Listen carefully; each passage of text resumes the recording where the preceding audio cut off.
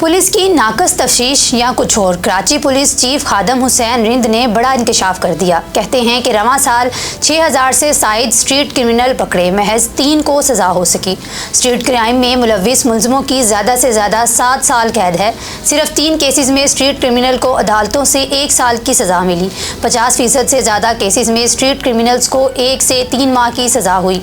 Additional IG Karachi ने अदालती निज़ाम पर सवाल उठा दिया। सज़ाएँ ना मिलने से क्रिमिनल की हौसला अफजाई होती है। अगर जुर्म करने वालों को पूरी 7 साल की सज़ा मिलेगी तो वो दोबारा बाहर आकर जुराइम नहीं करेंगे। ऐसे भी स्ट्रीट क्रिमिनल्स पकड़े हैं जो 30 बार जेल गए और कुछ अर्सा में ही जमानत पर रिहा होकर आ गए। कराची पुलिस चीफ ने दावा किया कि स्ट्रीट क्रिमिनल्स को सज़ाएं ना मिलने और आसानी से जमानतें हो जाने की वजह से भी स्ट्रीट क्राइम बढ़ रहा है।